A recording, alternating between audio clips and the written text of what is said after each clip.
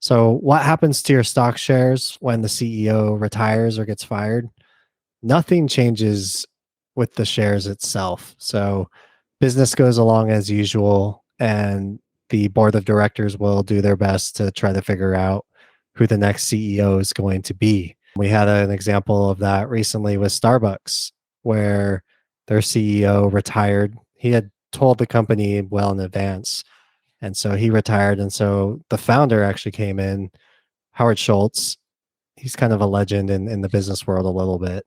He's in there as interim CEO as they try to recruit for a new CEO. So what happened with the stock price is actually it went up 5% when they found out about Howard Schultz becoming interim CEO because people love Howard Schultz. Like I say, he's a legend. There was another company I was looking at in the banking industry, and they had a CEO kind of mysteriously go under medical leave, and then some other executives left too. And so the stock has been hammered because there's so much uncertainty around what's going to happen with the leadership. So the stock can move any way when you have a CEO change and a transition. What happens to your actual shares, though, is nothing. You still own part of that company and business goes on as usual. What happens to your shares with those couple of other scenarios actually can be different. But for CEO transition, nothing happens to your shares and the market could go up or it could go down. Is there anything that you would do if a founder-led company, let's say that when Steve Jobs left Apple, would that cause you to rethink your decision to be invested in that company?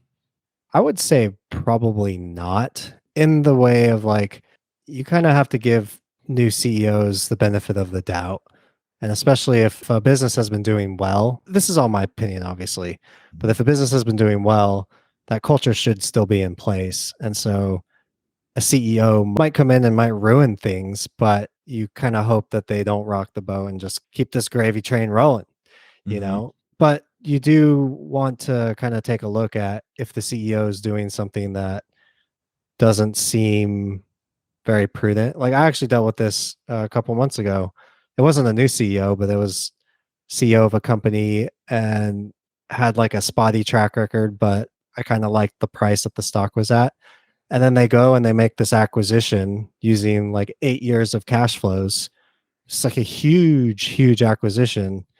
That's like a really risky thing to do with investors' money. So I got out of that stock. But kind of the way I look at it, which almost seems taboo these days, but I feel like you're innocent until proven guilty.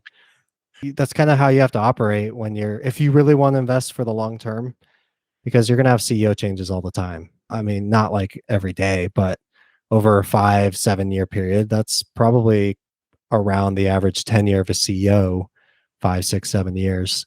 So you're going to have to deal with some CEO changes as you invest for the long term.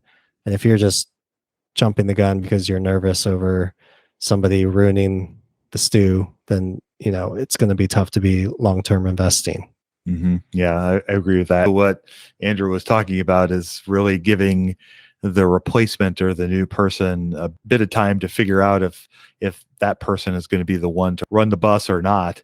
I would agree with everything that Andrew is saying. I think the bigger issue is if you see that the company is making computers and now all of a sudden it decides it wants to be in the pizza industry, then okay, well, maybe it's time to go jump ship. But if they're continuing the gravy train, then chances are that you may not know it, and sometimes you can determine it. The CEO that's replacing the one going out could have been groomed to take that person's place. And in the case of First Republic, which was the company Andrew was referring to earlier, they lost their CEO under kind of a little bit mysterious circumstances. And then the woman that they were grooming to take his place because he was planning to retire anyway, then she up and left not too long after this person went, after the current CEO that stepped aside. So it was just all kind of really kind of strange timing. And then I think they lost the CFO at the same time. So it was like the three top positions all of a sudden were just poof. So, that can be kind of a scary situation because now you got the Titanic going down the road without anybody driving the bus. So yeah, those are things you have to think about.